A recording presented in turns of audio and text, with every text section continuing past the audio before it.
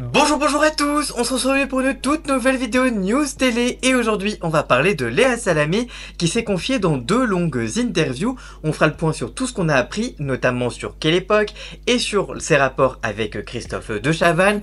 On reviendra également sur sa nouvelle émission pendant les JO Quel jeu, mais aussi sur sa vie privée puisqu'elle a évoqué pour l'une des premières fois sa relation avec l'homme politique Raphaël Glucksmann.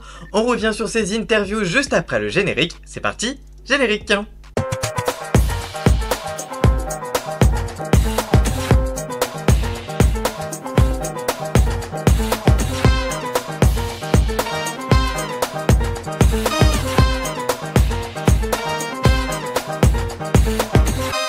Dans le cadre de la promotion pour sa nouvelle émission quotidienne des Jeux Olympiques, Léa Salamé s'est confiée dans deux longues interviews, l'une pour La Tribune Dimanche, l'autre pour Télé Loisirs. Voici donc tout ce que l'on a appris. Quel jeu, l'émission des Jeux Olympiques?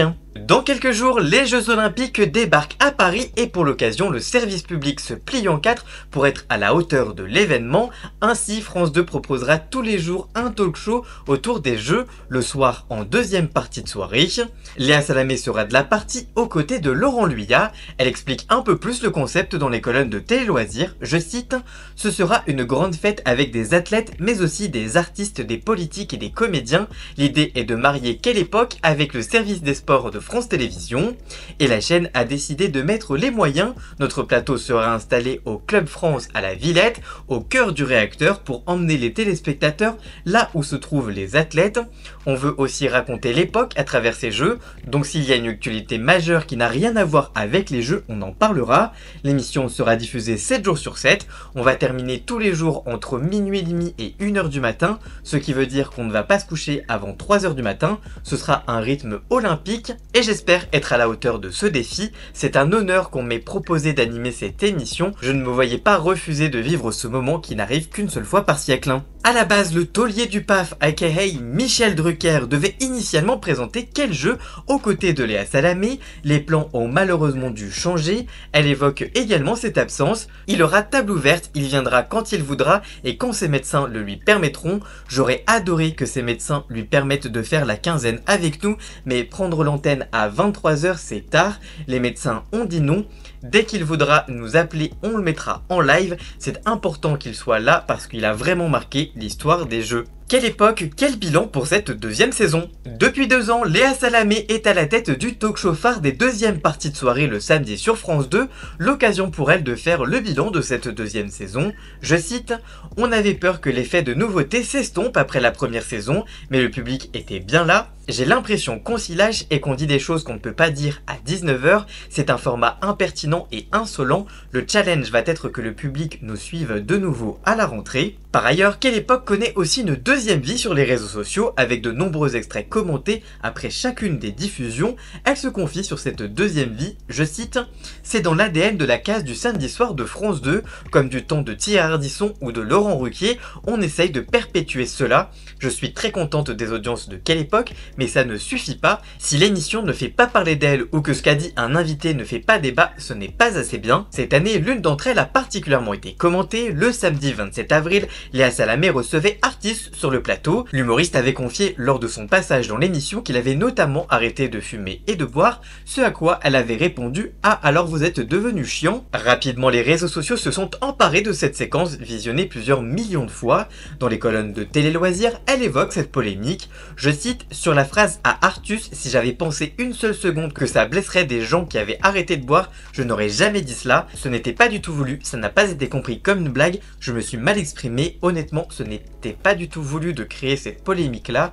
On y est revenu la semaine d'après en invitant un médecin et en expliquant que ce n'était en aucun cas une promotion de l'alcool. J'ai fait une vanne à la con. On vit dans une époque de polémique dans une France fracturée. Il y a parfois des buzz inutiles, mais je ne peux pas animer une émission qui se nomme Quelle Époque et ne pas accepter les commentaires sur les réseaux. Enfin, sur le sujet Quelle Époque, c'est également son rapport avec Christophe de Chavannes qui a été interrogé. J'ai l'impression que chacun est à sa place. Quand on choisit Christophe de Chavannes, ce n'est pas pour un chroniqueur lisse lisse ou tiède, je n'ai pas le sentiment qu'il prenne de la place de quiconque, ou pour dire des choses franchement, qu'il me fasse de l'ombre. Christophe parle quand il le veut, je n'ai pas envie de le canaliser, mais il entend les critiques, notamment sur le fait qu'il couperait peut-être un peu trop la parole, et il me semble que ça allait beaucoup mieux sur les derniers numéros. Christophe apporte beaucoup à l'émission, et je suis contente qu'il continue. La question de ce renouvellement ne s'est pas vraiment posée, en tout cas en ce qui me concerne. Petite interruption dans cette vidéo, je voulais vous parler des deux vidéos que j'ai réalisées sur les auditions de l'Arcom de C8 et de CNews.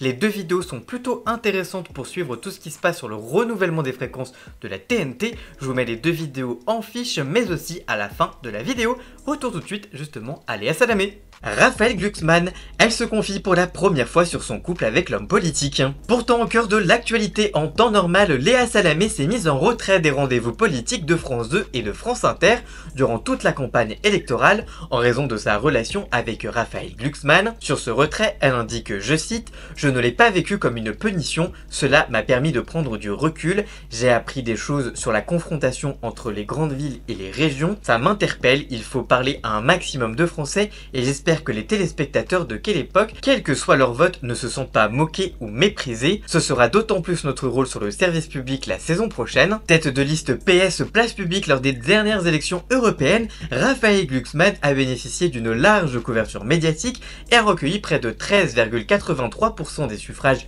au niveau national, ce qui pourrait affecter la carrière journalistique de Léa Salamé. Sur ce sujet, elle précise « C'est un sujet de discussion entre nous, pour l'instant c'est un député européen, il a fait un beau parcours, on verra si ça bloque un jour, s'il y a un conflit d'intérêts, on posera la question de manière plus claire. De manière générale, je pense que la classe politique me connaît depuis très longtemps, sait que je faisais des interviews avant même d'être avec cet homme qui n'était pas du tout dans la politique lorsque je l'ai rencontré. Cela fait 8 ans que nous sommes ensemble et on mène chacun notre carrière sans empiéter sur l'autre. Ce qui est très important pour nous est de cloisonner au maximum, on ne se montre jamais ensemble, on ne s'expose pas publiquement, on ne parle pas en tant que couple. Je peux vous dire qu'une femme en 2024 n'a pas le cerveau de son mari. Les téléspectateurs la retrouveront donc à partir du samedi 27 juillet aux côtés de Laurent Luyat à la tête de Quel Jeu durant toute la période des Jeux Olympiques et Paralympiques de Paris 2024. Voilà, j'espère que cette vidéo vous aura plu et informé. Si c'est le cas, n'hésitez pas à la liker, à la commenter, à la partager sur tous les réseaux sociaux, à me rejoindre sur tous mes réseaux sociaux à moi, tous les liens sont dans la description. N'hésitez pas également à cliquer sur le bouton rejoindre afin de prendre un petit abonnement de 3 € par mois. Et d'ailleurs, je tiens à remercier Marie-Lou Brulet qui a pris son petit abonnement. Merci à toi. Vous pouvez également faire un petit don si vous trouvez que ce travail mérite un salaire. Vous pouvez également vous abonner gratuitement, ça me ferait extrêmement plaisir et ça me soutiendrait également. Merci aussi à Jason alias Ian Scott pour la musique de fond et le générique de cette vidéo. Tous les liens vers ses réseaux sociaux sont également en description. Et nous on se retrouve très vite pour une toute nouvelle vidéo. À très bientôt. Ciao ciao.